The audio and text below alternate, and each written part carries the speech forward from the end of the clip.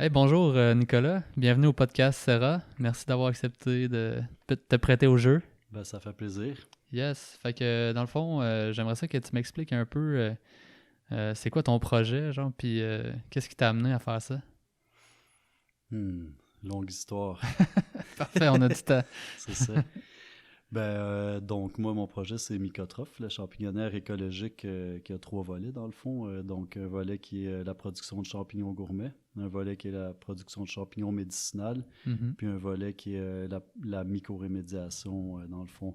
Travailler avec tout ce qu'on peut au niveau des champignons pour soit nourrir, soit guérir, soit assainir la terre, dans le fond.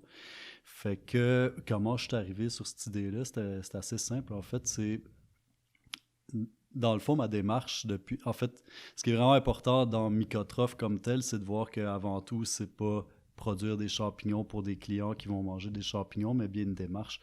Puis cette démarche-là, c'est une démarche de transition écologique, d'économie démocratique, si on veut.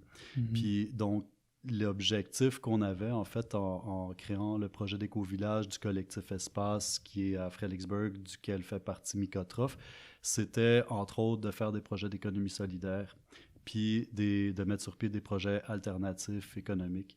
Ok. Donc, la base, une des grandes bases de ces objectifs-là, donc, c'est de voir qu'est-ce qu'on a comme écosystème, puis comment on peut intégrer une activité économique qui est à la fois rentable, qui est à la fois porteuse de revenus de travail, mais qui va aussi amener une plus-value ou des choses positives, des bénéfices positifs pour la société, mais aussi pour l'environnement. Mhm. Fait que, en fait, c'est de penser, si on veut, nos activités dans une optique écosystémique ou permaculturelle, comme le diraient d'autres personnes, mais c'est comment nous, on s'insère dans le système nature pour travailler avec le système nature, puis répondre aux besoins des humains en faisant ce processus-là. Mhm. Fait que la base de Mycotrophe est venue comme ça. Ouais. Donc, on a analysé la forêt. Moi, j'ai toujours, tu sais, j'adore la forêt. J'ai toujours été beaucoup dans la forêt depuis que je suis tout petit, là. Les champignons aussi, j'adorais ça. Ok. L'écologie, la nature, tout ça, ça a été Ouais. très important pour moi. Puis la démarche au niveau économie puis au niveau écologie, j'ai été la peaufiner en fait plus tard parce que j'étais allé à l'université qui étudiait comme bien des personnes. J'ai fait un certificat tout simplement en écologie, mais après j'ai fait un bac en économie. Ok. Puis dans le fond, à partir de ce qu'on a analysé les différents facteurs qui étaient présents sur la Terre, c'est un peu mon initiative, ce projet-là. Au départ, on avait un projet d'écoforesterie où on s'en allait plus vers le ligneux. Puis à force de voir qu'est-ce qu'il y avait dans l'écosystème, puis les possibilités, puis c'était quoi les conditions au niveau de la ville, puis tous les zonages, les règlements, les nécessités de capitaux, ben, à un moment donné est venue l'idée des champignons, tout Ah simplement ouais. parce que l'écosystème s'y prête parfaitement, parce qu'on est dans un milieu forestier qui est humide. Ok. Donc, pas un milieu humide, mais un milieu forestier qui a plus d'humidité, donc parfait pour les champignons. Donc. Et à partir de là, ben, c'est qu'il y a moyen de travailler non contre les écosystèmes, mais avec les écosystèmes. Fait que la base de Mycotrophe est partie d'être là. Puis après ça, en fait, c'est assez simple, c'est que moi, j'ai étudié en Amérique latine une partie de mon bac en économie. En fait, j'ai fait un échange Ok. étudiant. Puis la raison pourquoi je suis allé en Amérique latine, c'est parce qu'il y a plein de projets autogérés vraiment intéressants qui fonctionnent vraiment bien, des projets alternatifs un peu partout en Amérique latine. Je me suis concentré sur l'Argentine parce que c'est là que j'ai fait mon échange étudiant, mais il y a un mouvement de travailleurs autogérés là, de 20 000 travailleurs dans 200 entreprises, puis je voulais apprendre de ça sur le terrain. Fait que pourquoi j'apporte ça, en fait, c'est parce que dans la démarche de Mycotrophe, ces volets-là sont absolument essentiels, dans le fond. Ce qu'on a Mhm. vu, ce que j'ai vu, en fait, en étant en Amérique latine, c'est que les projets alternatifs qui fonctionnent avaient un certain nombre de choses communes qu'il y avait. Puis donc, quand que je suis venu pour mettre sur pied Mycotrophe, ben, j'ai tenté d'appliquer ça finalement. Ce que j'ai remarqué, c'est qu'il y avait la transformation locale, la démocratisation de l'économie, la localisation de l'économie, puis donc la récupération de la chaîne verticale, c'est-à-dire ça, c'est la transformation locale, ça veut dire être en mesure de produire le plus d'activités par rapport à un secteur sur les lieux mêmes où se fait la production l'utilisation des ressources et tout ça. C'est un peu comme l'économie circulaire, genre? Ouais, ben en fait, c'est lié à l'économie circulaire, va un pas plus loin, parce que dans le fond, l'idée, c'est de aussi tout récupérer, fait que c'est fortement inspiré de l'économie circulaire aussi. Mais le point, c'était de voir qu'est-ce qui fonctionnait, tu sais. Puis c'était quoi les communes? Puis ces communes-là, c'est donc une économie qui est plus démocratique, une économie qui est localisée, une économie qui est diversifiée. Ça, c'est les 3 points majeurs que j'ai vus. Fait que tout de suite, quand l'idée du champignon est arrivée, ben là, je me suis mis à réfléchir, OK, qu'est-ce qu'on peut faire avec des champignons, tu sais? On peut faire... Fait que là d'où est venu les 3 volets principaux qu'on a. Donc, la production de gourmet, la production de médicinal, puis la mycorémédiation et tout type de biotechnologie naturelle qu'on peut développer à partir du champignon. Wow. Fait que, puis il y a une autre chose qui n'est pas là-dedans, mais qui est absolument essentielle, qui fait partie de la démarche, en fait, c'est l'écologisation de l'économie. Fait que c'est un peu de là qu'est né Mycotrophs, si on veut. Wow, c'est fou, pareil. Ça veut dire que ça aurait pu aller dans une autre direction. Absolument, c'est l'écosystème, Ouais. puis le lieu, puis le contexte social qui a déterminé l'activité. Puis ça c'est essentiel, parce que j'adore, tu sais, moi j'adore travailler avec le vivant. J'aurais probablement travaillé avec le vivant, c'est-à-dire probablement à produire, ça pourrait être de l'agriculture, ça aurait pu être dans une optique de travail écosystémique, de restauration écosystémique. Il y a plein d'optiques qu'on peut faire avec le vivant, mais j'adore travailler avec le vivant. Mais si on avait été dans un autre écosystème, on aurait fait autre chose. Puis pour moi, ça, c'est fondamental. Plutôt que d'imposer ce que nous, comme personne, on veut, voir qu'est-ce que l'écosystème, qu'est-ce que le contexte donne à faire pour être réellement intégré, puis pas être dans cette dynamique d'imposition, si on veut. Wow, OK. Fait que ça veut dire que soit tu connais vraiment beaucoup de choses pour analyser un écosystème, ça prend quand même des connaissances assez pointues sur un vaste éventail de choses différentes. Ou sinon, tu te dis, OK, je pars de zéro, genre, puis tu dis que tu aimais déjà les champignons, mais à quel point tu avais des connaissances avant de te dire que tu te lançais là-dedans? Ouais, non, non, c'est ça, c'est vraiment pas parti de zéro, tu sais, dans le fond. Comme je disais, le champignon, la première fois que j'en ai récolté, tantôt je parlais de quand j'ai vu comment j'étais proche du bois. Moi, je suis belge, en fait, je suis arrivé à 5 ans de la Belgique. En Europe, la culture du champignon est beaucoup plus intégrée qu'ici, là, mais au Québec, on s'en vient quand même assez avancé aussi maintenant. Là, mais, donc, la première fois que j'ai récolté des champignons avec mon père, j'avais 3 ans, je pense, c'est le premier souvenir que j'ai, où on est parti ramasser des champignons, puis autour de 10-11 ans, on récoltait certaines espèces tout seul comme enfant déjà. Puis, dans le fond, après ça, en écologie, j'avais vu tous les potentiels, puis les richesses, puis les interconnexions qu'on a avec les mycéliums comme tels, puis le champignon, puis à quel point c'est incroyablement riche, tu sais. Donc, j'étais fasciné par la chose. Puis, l'autre partie du background, en fait, provient du fait que mes parents ont toujours eu une fermette. Fait que la première fois que j'ai été dans un potager, je m'en rappelle même pas. Puis donc, j'ai toujours aimé cultiver des choses, tu sais. Fait que déjà, enfant, il fallait qu'on participe à... C'est pas une production pour vendre, c'est pas une production commerciale, c'était juste pour nous, là. Mes parents étaient Ma mère était ergothérapeute, mon père travailleur social. Puis après professeur à l'université de travail social, tu sais. Mais dans le fond, il y avait toujours eu une fermette. Puis donc, on était dans le légume depuis toujours, fait que j'adorais ça. Puis j'ai appris à cultiver comme ça. Puis en plus, on travaillait sur la ferme de nos voisins, qui est une ferme laitière, où là, on a appris tout le travail mécanique, les tracteurs. Très tôt, on a été mis là-dessus, tu sais, puis le soin des animaux aussi. Puis après ça, quand j'arrivais à la fin moitié du secondaire, là, j'ai toujours beaucoup aimé la construction aussi, fait que j'ai voulu pousser la construction. Puis ça m'a énormément aidé. Dans le fond, ça a été mon sideline pendant longtemps, la construction. Puis de 15 à 17 ans, pour me mettre en forme, à la place d'aller dans un gym, je me suis dit, je vais construire une grange, tu sais, ça va me mettre en forme, puis au final, il va rester quelque chose. Fait que là, j'ai fait ça. Puis après ça, je me suis servi de ça comme CV pour rentrer dans la construction, avec un professionnel, pour apprendre, parce que mon but, c'était de savoir comment construire une maison au complet, tu sais, dans le fond. Fait que après, ça a été mon sideline pendant longtemps. Fait que là, si on met la connaissance agricole avec la connaissance... de construction pour un projet comme n'importe quel agricole, en fait, c'est absolument nécessaire, puis ça aide beaucoup. Puis après ça, l'autre chose, c'est que j'ai grandi ici avec des gens dans la région qui ont leur grand-père qui est autochtone ou en tout cas très métissé. Là. Puis eux, ils étaient beaucoup dans le bois, puis ils avaient une connaissance incroyable du bois. Là. Un de ces hommes-là connaissait là, des racines aux plantes, les techniques par lesquelles les animaux se défilent dans le bois, ils se promènent, une connaissance incroyable du bois. Puis donc, on était beaucoup dans le bois avec eux autres. Fait que comme ça, on a appris à connaître le bois. T'sais. Fait que je l'ai connu en étant dans le bois, tout simplement. Le bois, les écosystèmes, comment ils fonctionnent. Je l'ai connu en le bûchant aussi quand que je travaillais sur la ferme des voisins. Puis après ça, en mixant tout ça, ça permet d'avoir une connaissance plus poussée. Puis quand j'étais allé en écologie, là, ça m'a amené d'autres connaissances. Mais en réalité, beaucoup de ce que j'ai appris, c'était de la traduction en latin. En fait, il y avait beaucoup de choses qu'on savait déjà parce qu'on était dans les écosystèmes quand même. OK. Bon, fait que finalement, ça vient pas de nulle part. Hein? C'est non. comme... non, c'est ça. Parce que je pense que, tu sais, souvent, il y en a qui m'ont dit « Aïe, j'aimerais ça partir là-dedans. » Puis...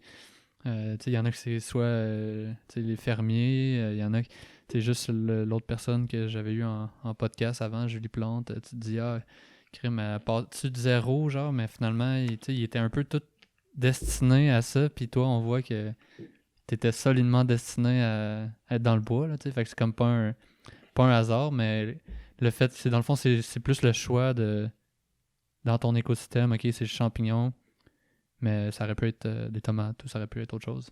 Absolument. Fait que, parle-nous un peu des champignons, peut-être. Là. C'est juste, parce que là, 3 choses différentes qu'on peut faire avec. C'est super intéressant de voir que on peut s'en nourrir, on peut se guérir, mais on peut aussi guérir la planète avec ça. Mm-hmm. Ou les sols, en tout cas. Puis, moi, je peux pas dire que je connais beaucoup les champignons, mais il me semble que quand on entend parler, c'est quasiment un peu mythique dans le sens qu'ils ont ils ont des rôles que moi, en tout cas, je connais pas tant que ça, mais comment ils peuvent faire pour guérir les sols.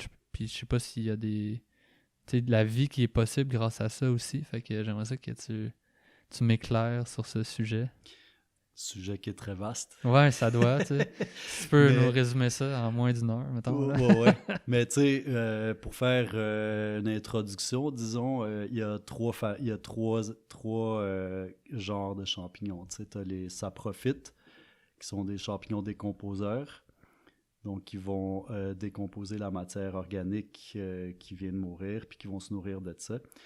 Tu as des saprophytes donc de 1, 2, 3 degrés. Dans le fond, le premier degré, c'est le premier qui va rentrer dans un arbre, par exemple, quand il vient de mourir. Puis le troisième, c'est la troisième génération, si on veut, de champignons de décomposeurs qui va rentrer. En général, les champignons qui sont cultivés sont tous des champignons saprophytes parce qu'on comprend très bien de quoi ils ont besoin pour être en santé, puis pour pousser, genre pour fructifier. Okay. Il y a les champignons parasites. Donc ça, c'est des champignons qui vont aller sur soit des insectes, comme c'est le cas des cordyceps, ou qui vont aller sur des plantes, mais qui vont tuer les plantes, en fait, en poussant. Tu as les champignons endophytes, ça, c'est un peu comme le chaga, que ça dépend des gens. Il y a des gens qui disent que c'est un champignon parasite, il y en a d'autres qui disent qu'il est endophyte. C'est-à-dire que le chaga, quand il rentre dans le bouleau jaune, par exemple, il va le protéger pendant un certain temps qu'il y ait un autre envahisseur plus agressif qui va rentrer, donc il va retarder sa mort. Okay. Mais il va finir par le tuer aussi. Ah bon? Fait que... Il y a comme une relation. Lui, il va rentrer par les blessures, puis il met comme un blocage à l'extérieur en se faisant sur la blessure de l'arbre. Il empêche qu'il y ait d'autres choses qui rentrent. Fait que endophyte, ça veut dire qu'il y a comme une certaine relation mutuelle. Okay. Puis après ça, les champignons mycorhiziens. Et les champignons mycorhiziens, ça, c'est la chanterelle, le bolet, les lactaires, russules, si je ne me trompe pas aussi. Beaucoup des champignons forestiers qu'on va trouver, c'est des champignons mycorhiziens. Donc, quand on parle de champignons mycorhiziens, on parle de champignons qui sont en association avec des plantes. Donc, leur mycélium est connecté avec les racines de toutes sortes d'autres plantes qui vont bénéficier, en fait, de la connexion au mycélium par le champignon, dans le fond. Fait que, pour faire une histoire courte et simple, dans le fond, par exemple, la chanterelle va se connecter à plusieurs racines d'arbres, puis il va aller chercher, parce que le champignon ne fait pas de photosynthèse, donc il ne produit pas ses sucres, il faut aller chercher ailleurs ses sucres, fait qu'il va chercher les sucres qui sont produits par la photosynthèse dans l'arbre en se connectant au système racinaire de l'arbre.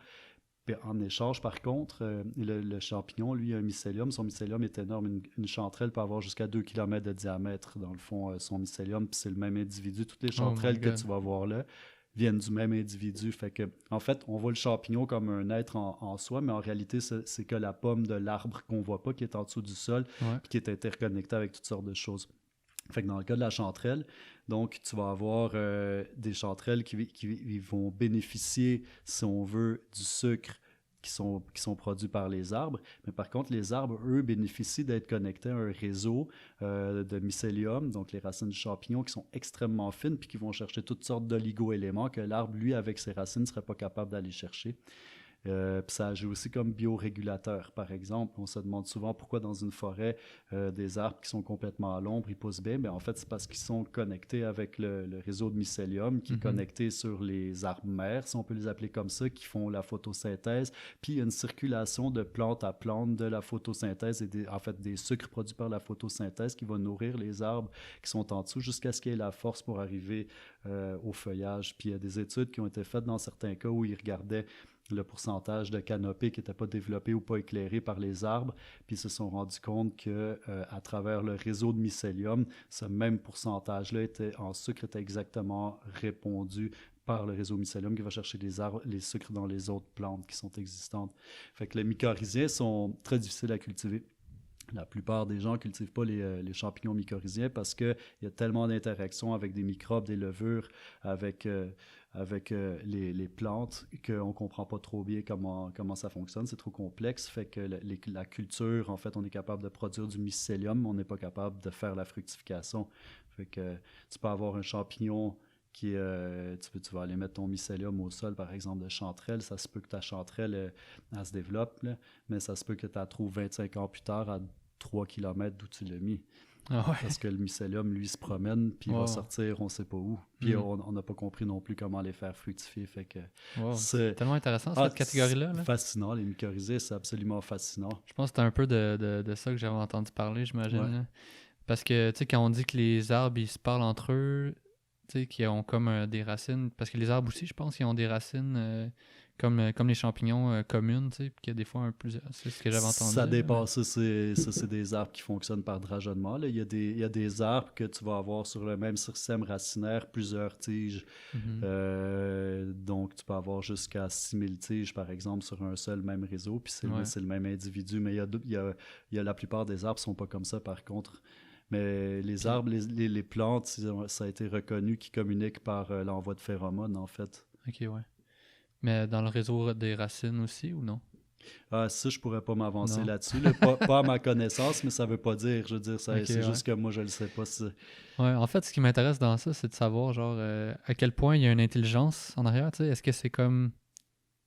Tu sais, est-ce que toi, tu penses-tu qu'il y a comme une intelligence vivante, quasiment du type conscience au travers de ça, ou c'est vraiment comme un truc je sais pas moi, d'effet, de cause à effet, tu sais, qui fait qu'il se développe comme ça, puis... Non, je pense qu'à partir du moment où un individu vivant a un comportement, il y a un certain niveau d'intelligence.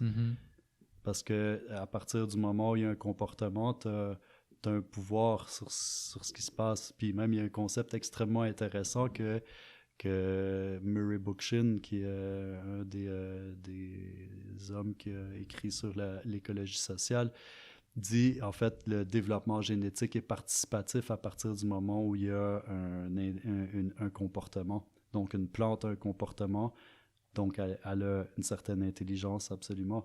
Puis, après ça, qu'est-ce que le concept d'intelligence? Je veux dire, si on réduit le concept d'intelligence à ce que l'humain est en tant que tel, puis à ses propres comportements, puis qu'on essaye d'associer ça, par exemple, à une plante, ben là, c'est pas comparable. C'est d'autres niveaux.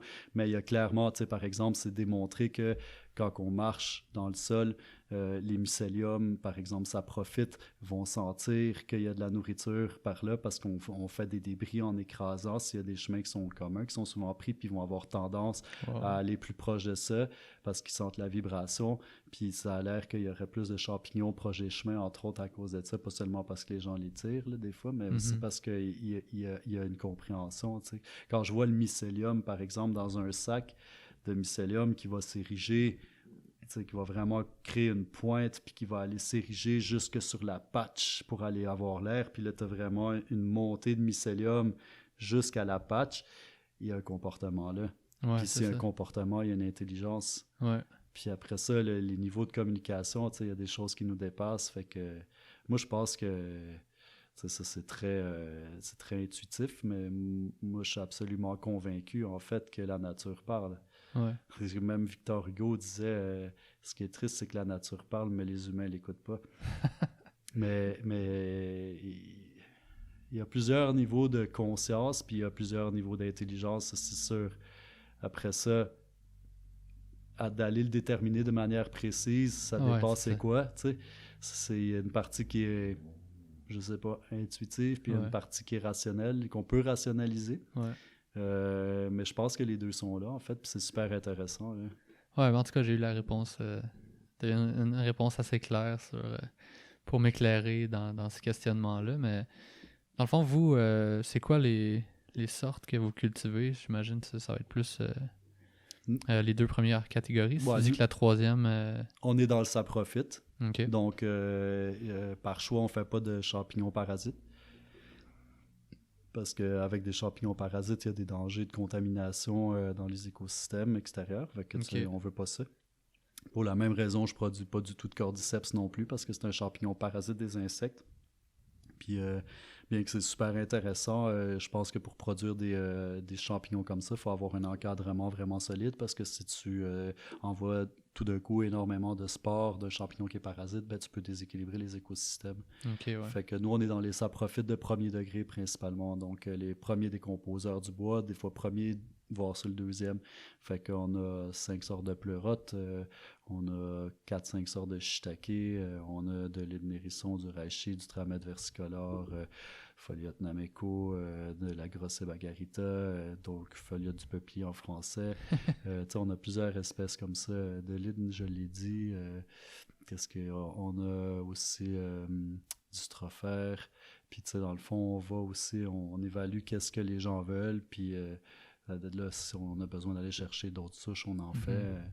Fait que c'est ça. Ok. Fait que là, dans le fond, il y a plusieurs sortes là-dedans que c'est comestible, donc ça va être plus pour aller chercher un goût, ça, c'est quand même assez simple, j'imagine qu'à moins qu'il y ait Ouais. d'autres choses que je connaisse pas, mais après, tu as parlé de médicinal, fait que médicinal, là, ça devient intéressant de parler de ça parce que c'est pas quelque chose qui est super connu, tu sais, fait que dans le Mhm. fond, c'est quoi soit les sortes, puis qu'est-ce que vous faites avec pour...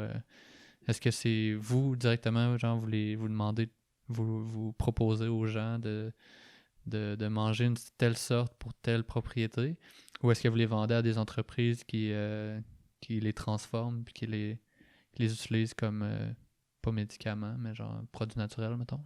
Ouais. Ben, il y a des herboristes, en fait, qui achètent des champignons médicinaux. C'est les principales Ok. acheteuses, je dirais, parce qu'elles sont plutôt des femmes. Ok. Ah ouais? C'est pour ça que je dis acheteuse. Oui, en fait, dans le fond, le champignon gourmet, donc on va dire qu'il est principalement cultivé pour le côté comestible. La plupart ont aussi des propriétés médicinales. Par contre, si tu veux avoir les propriétés médicinales, si tu ne vas pas simplement le manger, parce que quand tu le manges, tu vas absorber une partie, mais il y a une grande partie que tu n'absorberas pas. Ok. Là, ça, c'est pour ce qui est du gourmet. Donc, nous, ce qu'on fait, en fait, c'est qu'on vend tout simplement le champignon sous forme séchée ou fraîche, dépendamment des usages. Puis quand c'est pour aller dans le médicinal, ben là, les gens vont faire des extractions avec, qui après ça vont mettre ça, qui vont distribuer tout simplement, ou qui vont utiliser chez eux. Ou en décoction aussi. Fait qu'une décoction, quand on parle d'une décoction, on parle en 10 heures on les fait mijoter 10 heures dans l'eau ou 24 heures, ou en tout cas, il y a différentes techniques selon les différents champignons, mais ce qui est vraiment important de comprendre avec les champignons, parce que, en ce moment, il y a une mode sur le champignon, puis c'est vu un peu comme quelque chose de magique qui résout tous les problèmes, puis c'est pas comme ça. Les champignons ont plusieurs choses, des activités qui sont démontrées, dont des activités antifongiques, étrangement, des activités antibactériennes, des activités anti-inflammatoires, des activités anti-cancer. C'est tonifiant aussi de plusieurs organes dans le corps, dépendamment de l'espèce. Mais c'est pas, tu prends ça puis tu vas être guéri, tu sais. Fait que le problème avec ça, c'est qu'en ce moment, il y a des gens qui prennent les champignons médicinaux puis qui les vendent un peu comme en disant que si tu fais juste le prendre, ça va tout régler. Puis en réalité, il y a vraiment une manière de traiter chacun des champignons pour rendre bioassimilables les molécules qui sont bénéfiques à nos corps, à nous. Puis si on ne les traite pas de cette manière-là, ben en fait, on ne les aura pas ces enzymes ou ces molécules, pour être plus précis, qui vont être bénéfiques au corps, tu sais. Ouais. Fait que, mais c'est vraiment intéressant pour plusieurs choses, là. Ouais. Puis là, dans le fond, l'autre catégorie qui nous restait à parler, c'est des contaminations des sols, si j'ai bien compris. Fait que ça c'est pas... C'est-tu aussi un aspect de l'entreprise avec laquelle vous pouvez faire des revenus, ou est-ce que c'est plus comme pour contribuer En ce moment, c'est en termes de projets pilotes, là. On essaie d'avoir des projets pilotes, là, mais en fait, c'est parce que la mycorémédiation, c'est un vaste domaine, là. Dans le fond, l'idée de la mycorémédiation, ça le dit, c'est utiliser les champignons pour remédier donc, à des problèmes environnementaux normalement. Donc, ce qui est très intéressant, en fait, c'est que les champignons sont en fait, si on prend un mycélium, là, c'est un peu comme un système digestif qui est externe. C'est un système digestif qui se développe, qui se promène.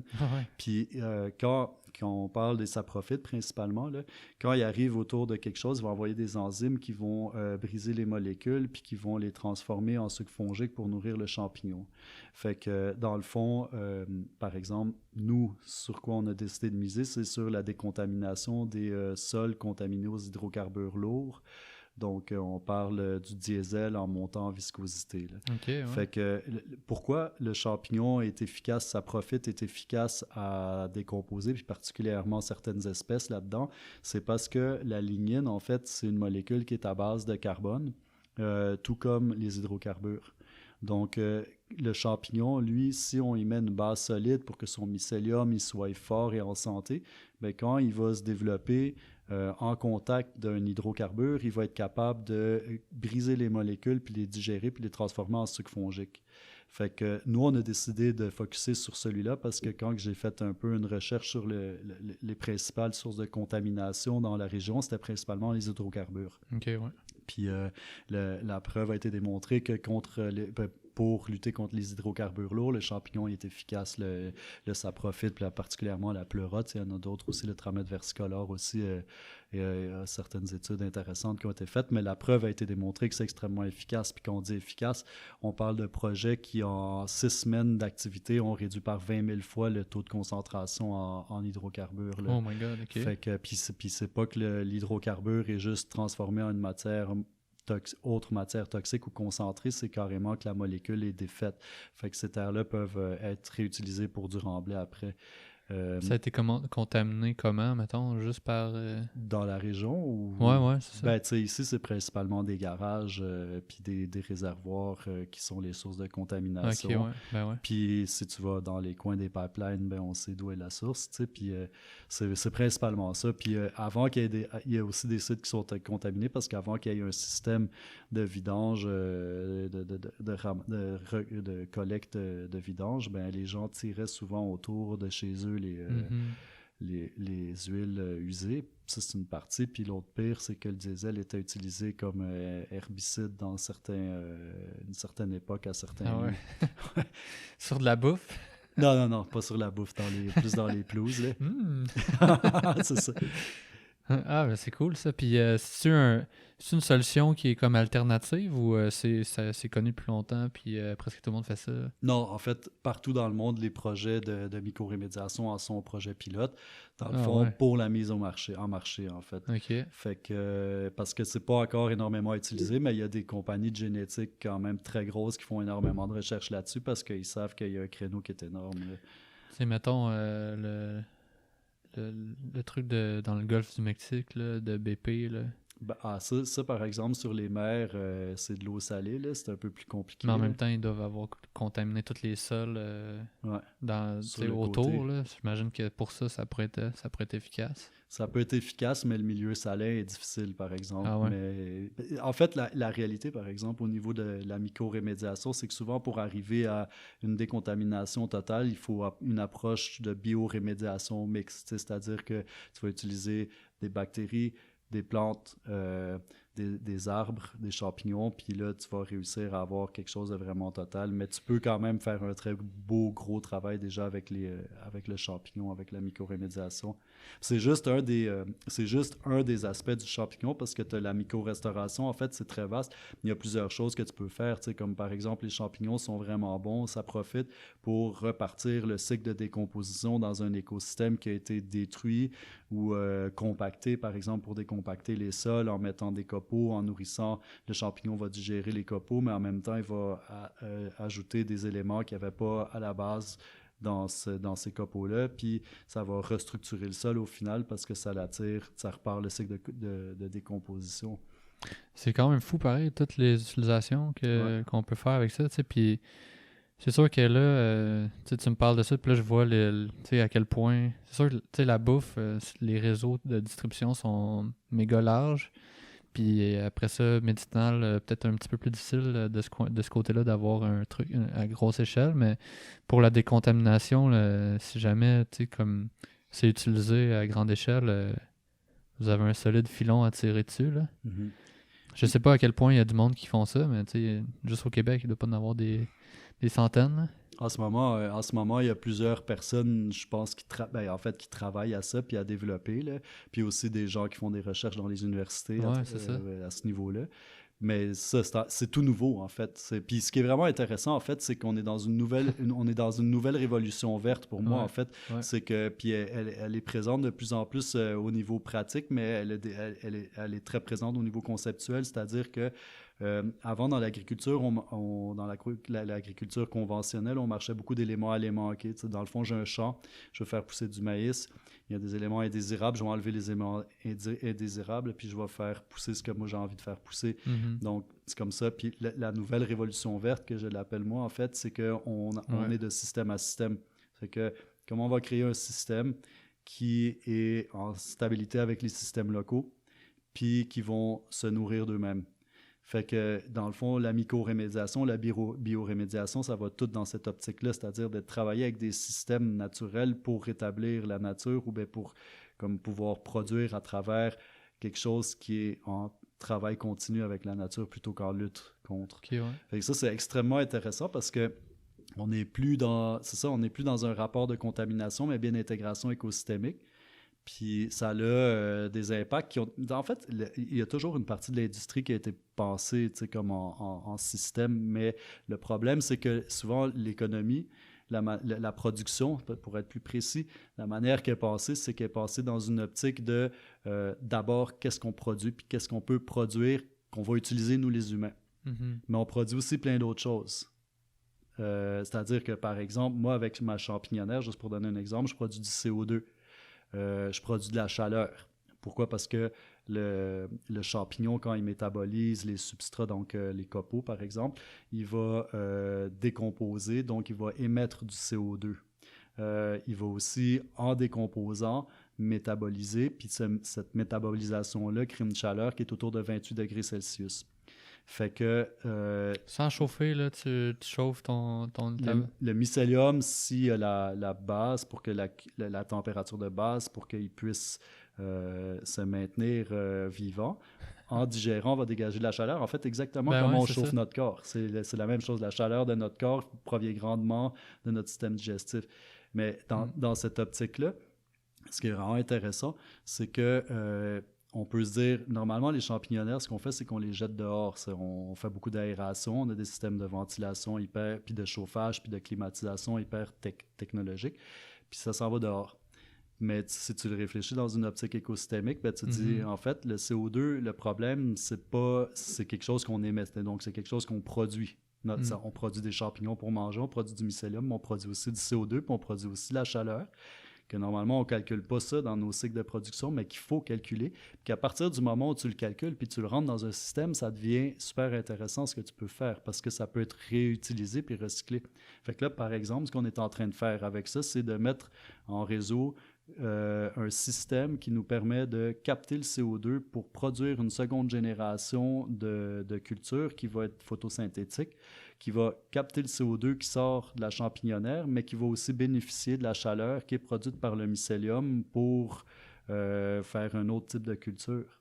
OK. Fait que, donc, on part d'un problème qui est le CO2 qu'on produit aussi, on l'intègre dans un autre système, puis là, finalement, ça devient quelque chose qui est porteur de nouvelles cultures, finalement. Fait que l'idée du système, c'est ça, c'est super intéressant. Ça, ce projet-là, en ce moment, on le monte avec Altecoop, je ne sais pas si tu connais, c'est une firme d'ingénierie alternative vraiment intéressante. Puis avec l'ETS, en fait, un des membres fait une maîtrise avec l'ETS, fait que les directrices de maîtrise sont là, fait que c'est un projet en partenariat qu'on est en train de monter, puis là on en est à la captation, à mettre des capteurs de CO2 pour être capable de créer des modélisations des productions de CO2 selon les rythmes de croissance des champignons pour après ça savoir bien les coupler avec les bonnes plantes. Puis là, ça c'est le projet en découlant, en aval, mais il y a le projet en amont, le problème du CO2 qu'on a trop en ce moment. Mais là, je me suis dit, si on a trop de CO2 puis que moi, j'en produis, même si c'est quand même déjà dans le cycle de carbone vivant, puisque ça provient de plantes qui étaient vivantes il n'y a pas longtemps, il y a moyen de passer en amont. Fait que là, on s'est dit, si on est capable, dans un moyen long terme, de produire nos propres copeaux en ayant, par exemple, des bétulacées puis des aulnaies, qui sont des arbres qui poussent rapidement, bouleaux puis des aulnes, qui sont très bons pour le champignon, bien là, on peut, en allant faire une coupe sélective, capter pas plus de CO2, de bois que le taux de croissance qui se fait là.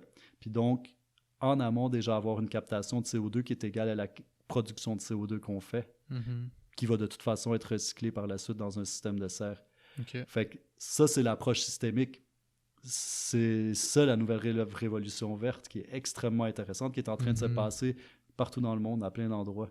Puis il y en a qui le font, peut-être qu'ils le savent pas tant que ça, ou est-ce que tout le monde qui le font, ils sont au courant que c'est ça qu'ils font? Ben en fait, je sais pas si tu es au courant au niveau des recherches anthropologiques dans les forêts amazoniennes sur les peuples autochtones, là, mais en tout cas, moi j'ai toujours, tu sais, la permaculture, on parle de Bill Mollison, puis de l'Australie, puis tout ça, là, moi je me suis toujours dit, mais les Autochtones, ça fait des milliers d'années qu'ils font de la permaculture. Ouais, c'est ça. Puis en fait, là, ça a été démontré par les anthropologues dernièrement, là, que des grandes parties de la forêt amazonienne étaient organisées dans des systèmes d'agriculture systémique, c'est-à-dire qui étaient vraiment intégrés dans la forêt, qui pour nous paraîtrait comme une forêt totale, alors que c'était en partie cultivé par les Autochtones. Wow. Fait qu'ils travaillaient à maintenir et construire des écosystèmes qui sont bénéfiques en symbiose avec les êtres humains. C'est extrêmement intéressant. Puis d'ailleurs, même dans les cosmologies des différents peuples, des fois, c'est hyper intéressant parce que tu peux voir dans la cosmologie à quel point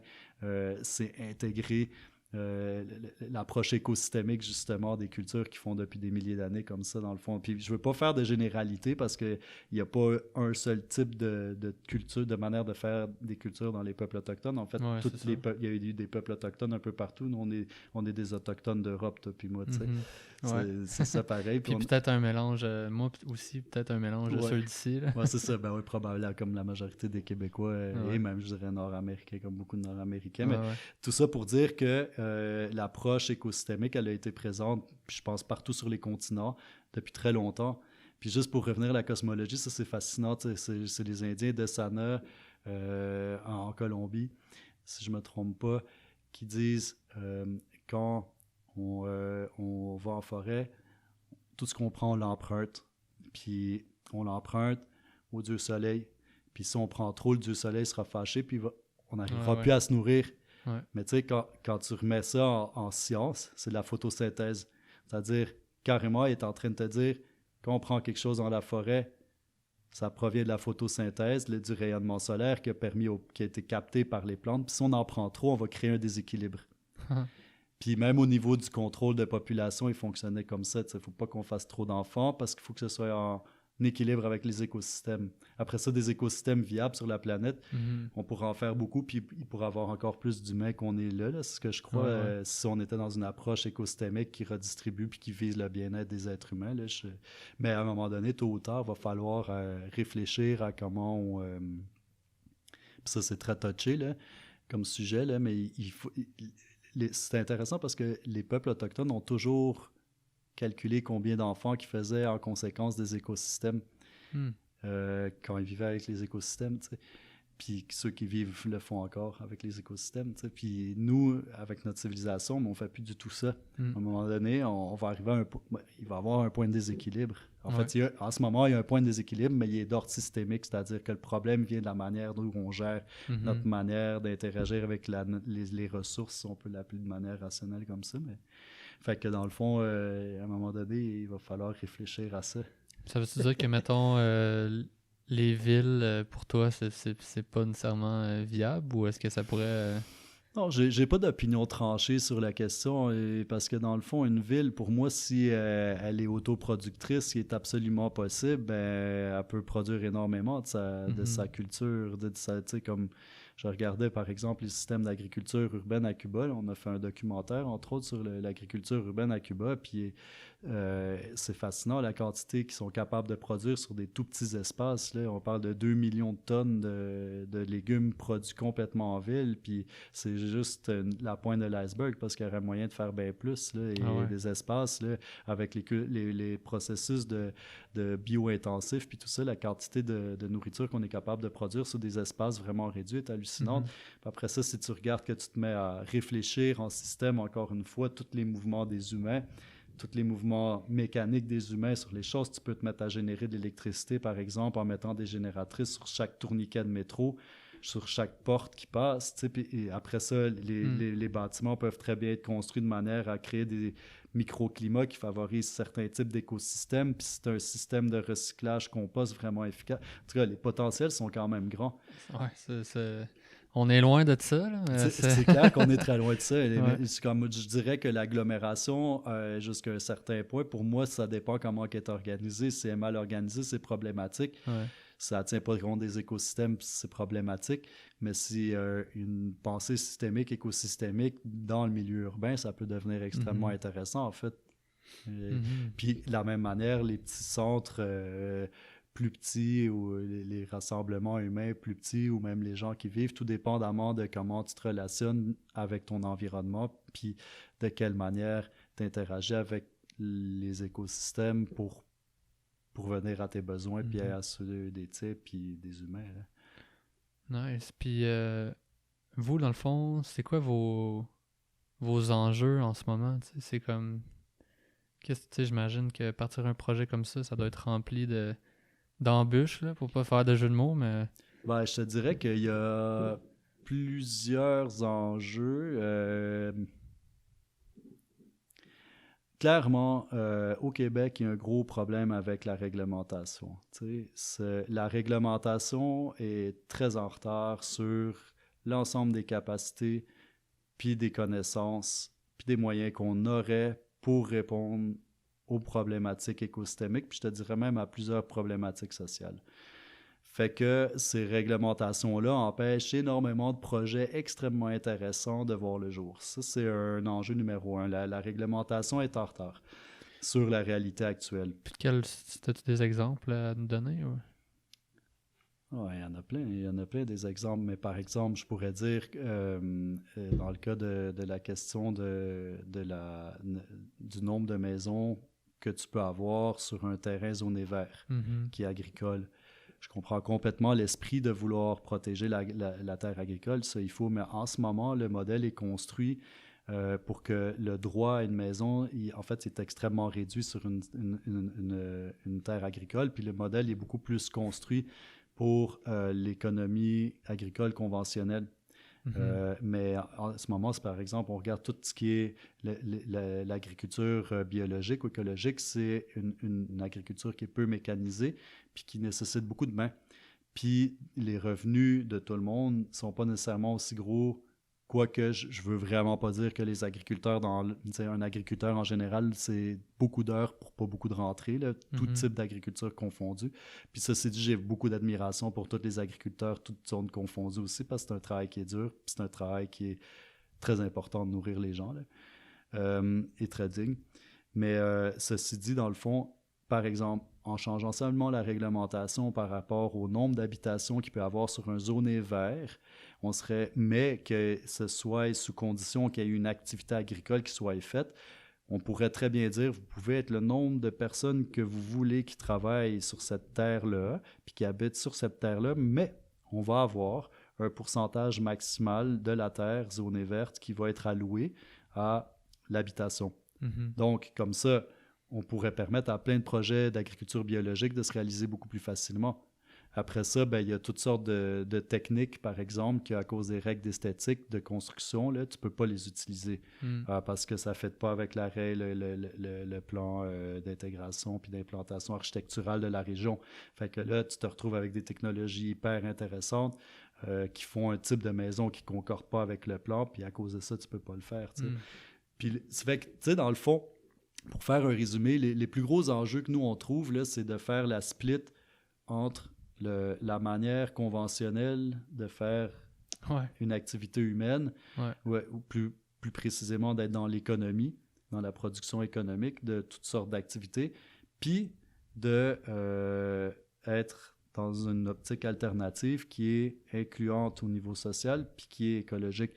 Fait qu'il faut faire la split entre ces deux mondes-là. Fait que le défi, c'est comment tu fais pour, par exemple, avoir assez de capital pour être capable de construire des infrastructures qui sont solides en termes de transition écologique, en termes de production agricole, comme c'est ce que nous, on vise à notre projet, tout en étant lié avec le système financier conventionnel, alors que toi, ton objectif premier, c'est pas nécessairement de créer des gros profits, tu sais. C'est d'abord et avant tout d'avoir quelque chose qui favorise la transition écologique, puis aussi de subvenir à tes besoins de manière saine, à toi puis à celle d'une communauté autour ou de gens ou peu importe, d'une équipe de travail. Fait que il faut être capable de fonctionner avec une partie de mentalité puis de manière de fonctionner qui est de l'économie conventionnelle. Puis il faut être capable de reacher l'autre côté où on veut aller. Puis en fait, la capacité à jouer entre ces deux mondes-là est fondamentale parce que tu peux pas faire la transition sans ça. Fait que, par exemple, nous autres, on a un certain niveau d'endettement. On est allé chercher aussi un certain niveau de subvention. Mais comme tout agriculteur, l'endettement, il est quand même haut. Puis ça crée un stress. Puis ça te pousse à travailler beaucoup. Puis on travaille des 12-16 heures par jour facilement, souvent. Là, là on essaie de baisser à 12 heures par jour. Puis c'est comme... Puis ça, c'est tous les agriculteurs partout au Québec. Mais dans des projets comme ça, c'est la même chose. Fait que vu qu'ils sont moins porteurs de gros capitaux, mais c'est plus compliqué. Mais il y a moyen de jouer avec ça, puis c'est essentiel d'être capable de le faire, mais oui, c'est un enjeu. C'est un enjeu qui est majeur. Fait que je dirais, la manière que fonctionne le système financier actuel, je dirais aussi, jusqu'à une certaine mesure, la manière selon laquelle les subventions, la majorité des subventions sont données. C'est quoi les critères, tu sais? Puis après ça, la réglementation. Moi, je pense qu'au Québec, pour favoriser la transition, il faut changer la réglementation pour qu'on soit au jour par rapport à nos capacités.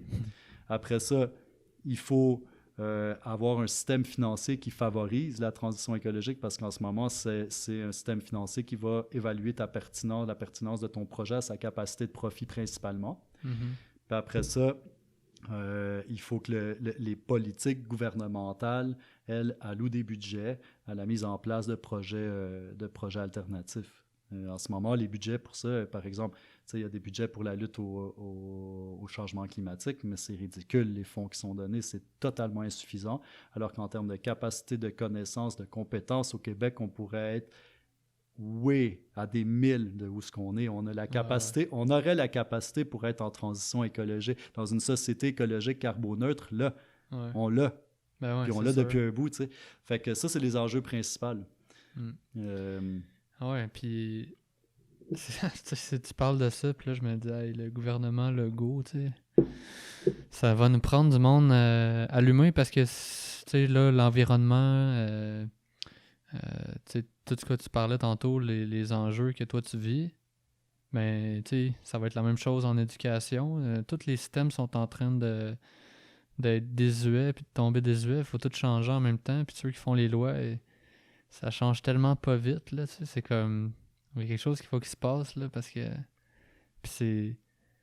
Tu sais, longtemps, ça a été le gouvernement qui était supposé être en avant puis faire les nouveaux projets. Mais là, ça vient du peuple partout. Puis le gouvernement, il essaie juste de patcher les trous. Puis c'est clair je me dis, ça va prendre un gouvernement pas mal plus allumé. Puis qui arrête de juste penser à faire des économies. Puis qui dit, OK, là, on regarde en avant. C'est comme...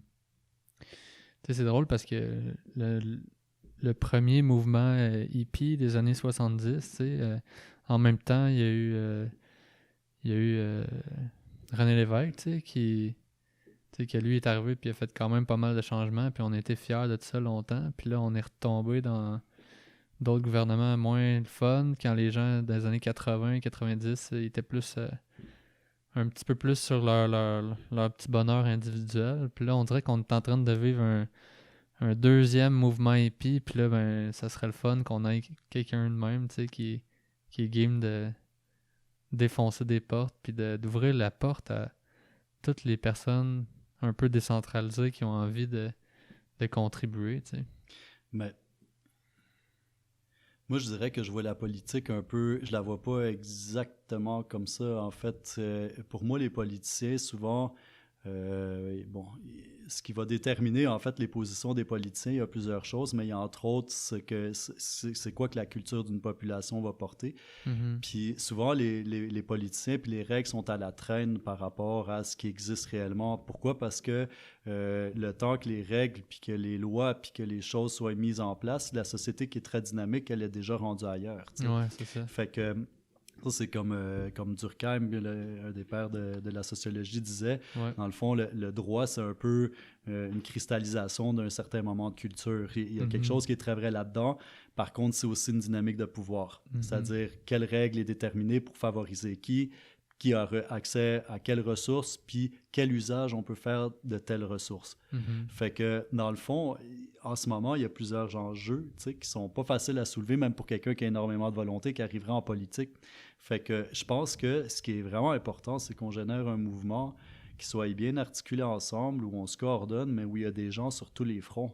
Ouais, C'est-à-dire, il y a des gens en économie, il y a des gens dans la finance, il y a des gens sur le terrain, il y a des gens dans tous les domaines sectoriels des activités qui existent, dans la santé, dans l'éducation, il y a des gens en politique, il y a des avocats, il faut qu'on soit partout, parce que ça, c'est ce qui est très intéressant du mouvement d'indépendance du Québec des années 60-70. C'est ça qui s'est passé, c'est que culturellement, au Mhm. niveau de ce qui a été mis en structure dans l'État canadien puis dans l'État québécois, c'est que cette pensée-là est rentrée partout, de tous les côtés, tous les bords. C'est ça qu'il faut qu'on fasse, mais il faut qu'on se donne des objectifs communs puis des moyens. Parce qu'en ce moment, par exemple, un des gros enjeux au niveau économique, c'est que le Canada, par exemple, on fonctionne on est un État-providence.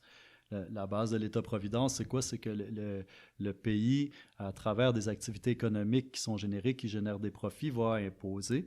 Il va imposer les compagnies, il va imposer les gens qui font certains revenus pour être capable de générer des revenus qui vont assurer un certain niveau de bien-être social. Mhm. Puis quand je dis social, je dis de bien-être social, je ne veux pas dire être en assistance, mais Ouais, ouais. c'est une des mesures, par exemple, Ouais. qui va faire que l'ensemble des humains qui se trouvent dans ce territoire-là auront le nécessaire pour atteindre leur bien-être, si on veut. Ouais. Fait que ça, c'est hyper intéressant. Le problème avec l'État-providence, c'est qu'il était basé sur une manière de créer des revenus à partir du capitalisme dans sa phase extractiviste. Puis là, c'est très technique ce que je suis en train de dire, mais ce que je veux dire par là, c'est que, dans le fond, l'État-providence ponctionnait par impôt sur les profits un budget qui était suffisant pour mettre toutes sortes de choses en place.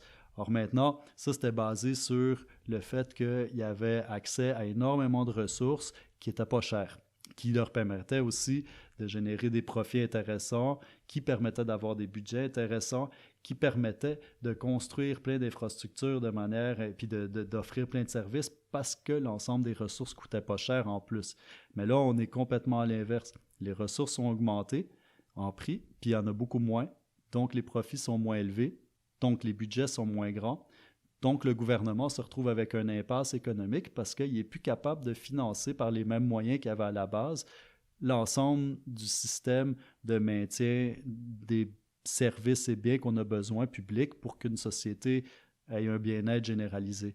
Fait qu'en ce moment, un politicien qui arrive dans cette dynamique-là, ce qu'il essaie souvent de faire, c'est d'attirer le maximum de profit pour générer du travail puis toutes sortes de raisons, puis entre autres pour être capable de générer les budgets nécessaires pour être capable de subvenir à ces besoins-là. Mais le problème, c'est qu'en ce moment, avec les ressources qui coûtent plus cher, puis avec les profits qui sont moins grands, on se retrouve avec un double problème où c'est beaucoup plus difficile de répondre aux enjeux économiques. Puis moi, ce que je pense, c'est que c'est une des raisons qui fait que, par exemple, les gouvernements provinciaux ont donné moins d'argent aux municipalités qui ont moins d'argent puis qui essayent, par exemple, de récupérer en taxes foncières ce qu'ils ont besoin. Puis comme il y a un taux maximal de taxes foncières qui est autorisé au Québec, ce qu'ils font, c'est qu'ils vont favoriser, par exemple, des réglementations qui vont favoriser un minimum de grandeur de maison pour avoir des revenus suffisants pour être capable de répondre aux besoins financiers qu'ils ont pour maintenir les infrastructures et les services qu'une ville se doit de donner. Fait que, tu vois, c'est comme tout un cercle.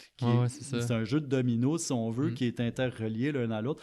Fait que, en fait, moi, ce que je tiens très fortement, c'est que si on veut être capable de changer réellement la politique, il faut aussi qu'on repense complètement l'économie, puis que l'économie soit basée dans une optique d'ancrage territorial, d'ancrage démocratique, communautaire, puis de lien, puis de support vers une transition écologique qui est liée avec les écosystèmes. À partir du moment où on fait ça, là, on génère une économie de la stabilité plutôt qu'une économie de la croissance. Puis là, on est capable de passer outre l'impasse dans laquelle on est.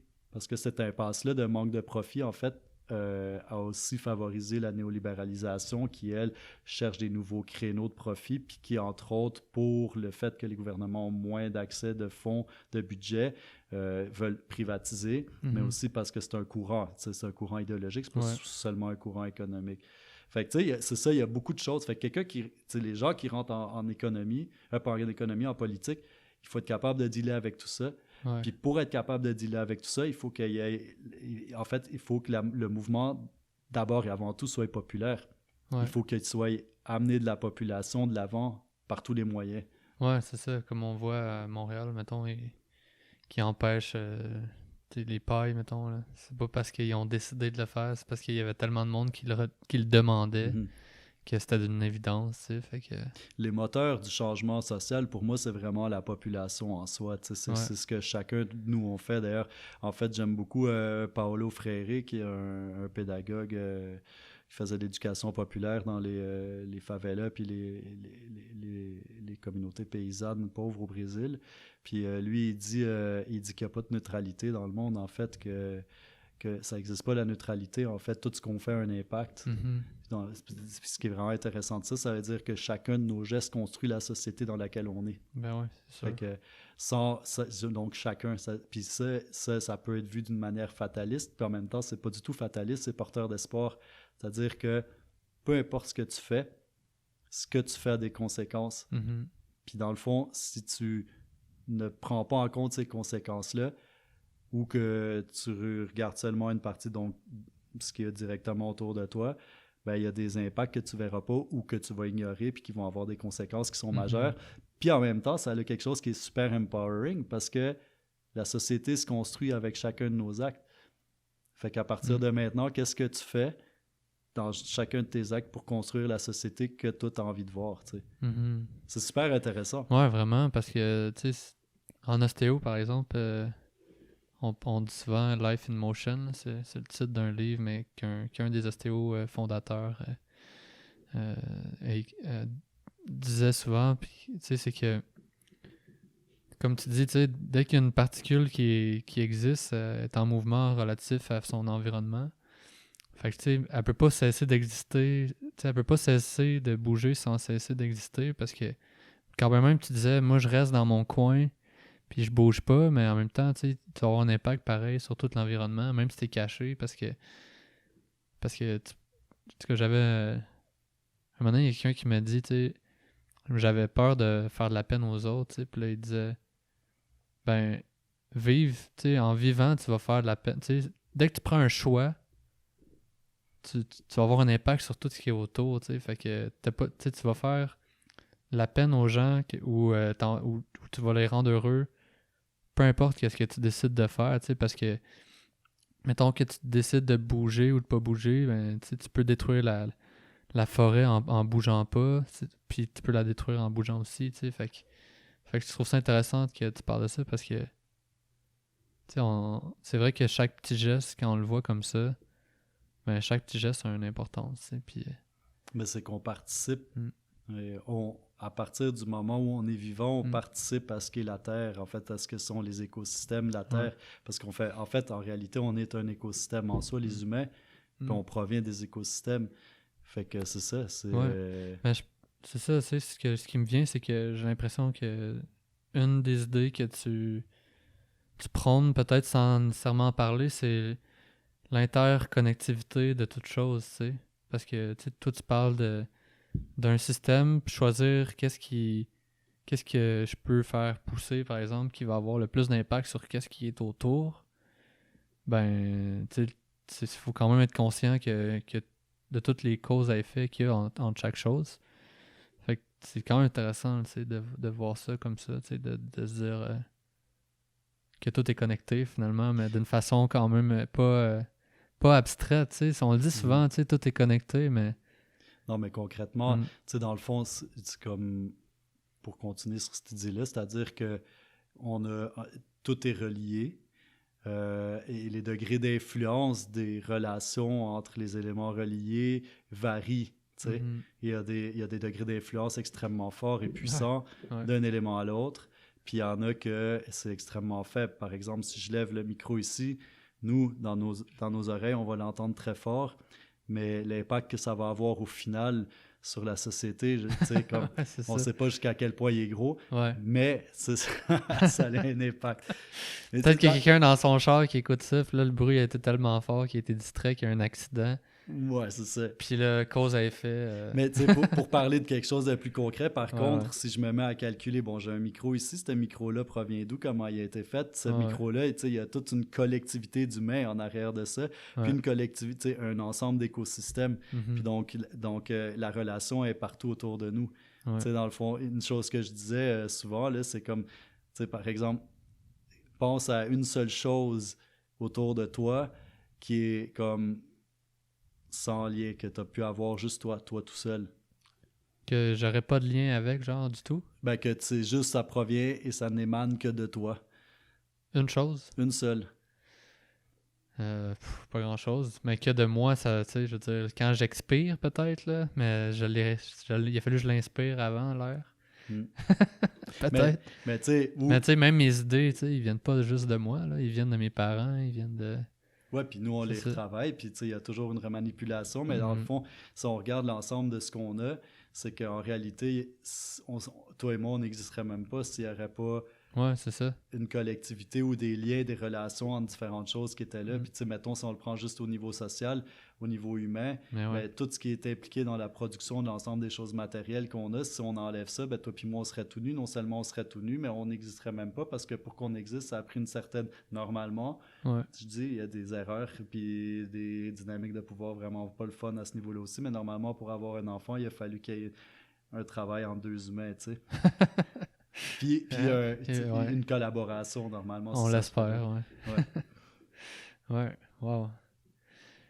Il y avait Alain Deneau, là, le philosophe là, que tu connais. Et je pense que c'est lui qui disait que le moment de payer ses impôts pour une entreprise, ça devrait être le moment où on prend compte, où on honore le fait que personne devient riche tout seul, puis que personne devient prospère tout seul, puis les entreprises qui envoient tout leur argent dans les paradis fiscaux, c'est que dans le fond, ils volent un peuple, qui a mis sur pied des autoroutes, qui a mis sur pied des écoles pour avoir une main-d'œuvre qualifiée, puis qui a mis sur pied des lois aussi pour pas que tout le monde vole cette entreprise-là, Fait que quand l'entreprise part avec toutes les l'argent des impôts, tu sais, c'est un vol pour un peuple au complet, là, tu sais. Mais ça, c'est super intéressant, tu sais. Puis, en fait, au niveau économique, tu sais, par exemple, tu sais, mais au niveau projet, je dirais, ils sont très, très, très, très rares les projets qui fonctionnent, que ça fonctionne seulement parce qu'il y a une personne qui est partie. Il y a toujours une communauté de gens, un réseau de gens qui sont en arrière, tu sais, qui sont liés, c'est pratiquement impossible. Fait que c'est justement, tu sais, comme dans le fond, il y a une richesse collective qui donne à une activité telle ou telle ou telle d'être fructueuse. Puis c'est vrai, ce qu'Alain dit par rapport aux paradis fiscaux, ça c'est horrible. Dans le fond, c'est comme si la collectivité sert à créer les conditions pour que une activité donnée se donne. Puis après ça, quand c'est le temps d'avoir les profits puis de repartager, la personne part avec. En fait, encore une fois, moi je prends juste Micotroph. Pour que Micotroph fonctionne, mais il y a tout un réseau qui est là, tu sais, à plein de niveaux. Là, Ouais, c'est ça, tu sais. Juste, mettons, des podcasts, là, mettons que je serais tout seul à faire ça, ça reste que, tu sais, pour que je les partage, là, faut qu'il y ait YouTube, faut qu'il y ait iTunes, faut qu'il y ait le monde qui ont fait les micros, tu sais, c'est comme... C'est vraiment intéressant parce que, tu sais, le concept du self-made man, là, Ouais. qui est donc, tu pars de zéro puis tu fais tout toi tout seul. En fait, un des meilleurs endroits dans le monde pour le réaliser, c'est au Canada et non aux États-Unis. C'est vraiment un concept qui vient des États-Unis. Puis la raison, c'est parce que justement, il y a un tissu social qui est beaucoup plus fort. Ouais, c'est ça. Le rêve américain est plus possible au Canada qu'il est aux États-Unis parce qu'on a une redistribution qui est beaucoup plus grande. C'est ça, tu sais. Puis si, dans le fond, les gens qui concentrent une richesse monétaire importante, c'est qu'ils n'ont pas su honorer cette redistribution-là, puis le fait qu'ils ont une main-d'œuvre, puis tout ce qu'on a parlé tantôt, à leur disposition pour qu'ils le fassent, tu sais. Mais tu sais, je pense que c'est vraiment important de travailler dans une optique où ce que l'ensemble des gens puissent répondre à leur bien-être. Tu sais. Dans le fond, d'ailleurs, c'est un concept qui est super intéressant, qui est présent en Amérique latine. C'est le concept du buen vivir, le bien vivre. Donc, plutôt que de miser sur un projet de développement technologique de plus en plus puissant, avoir comme premier objectif l'efficacité d'un système à répondre au bien-être de l'ensemble de ses constituants. Donc, des gens qui composent la société, puis des écosystèmes avec lesquels la société est en relation. Donc, de réorienter l'ensemble de notre progrès au bien-vivre, vers le bien-vivre. Moi, je trouve ça extrêmement intéressant. Ça, c'est très présent en Amérique latine, puis c'est un concept simple qui permet de réorienter à la fois le social, l'économique, le politique, puis l'écologique. Nice. Parfait. Puis, mettons, en terminant, à moins que tu aies d'autres choses à rajouter, là, mais en terminant, si les gens ils veulent te suivre, t'appuyer, tu sais, est-ce qu'on peut te suivre sur les réseaux sociaux, t'acheter des produits? Comment qu'on entre en contact avec Micotroph? Ben, ouais, on a un site internet qui est www.micotroph.com, MY de Mico, là. Ouais. Puis on a un Facebook, on a une page Facebook aussi, le Micotroph, fait que les gens peuvent rentrer en communication là. Puis là, on a tous les détails de comment avoir des champignons ou comment rentrer en contact, les autres coordonnées, puis tout ça, tout est là. Le site n'est pas tout à fait à jour. Là, parce que tu travailles sur d'autres choses? On travaille pas mal dans les infrastructures puis dans la production, là. Mais on va le remettre à jour, je dirais, dans le temps de la fin de l'hiver, début du printemps. Là. Cool. Mais en tout cas, Nicolas, c'était une conversation super intéressante puis enrichissante. J'ai appris plein de choses, puis je pense que les gens aussi. Fait que merci pour ton temps. Merci de t'être déplacé. Merci d'offrir une plateforme de partage des richesses. Yes. Des sagesses ou des connaissances. Je ne prétendrai pas à la sagesse. Des connaissances. Ouais. Mais tu sais, de créer ce partage-là entre toutes les personnes qui passent ici puis toutes les personnes qui peuvent écouter. Là. Yes. Cool. Ben merci à toi. Puis on se dit à la prochaine. À bientôt.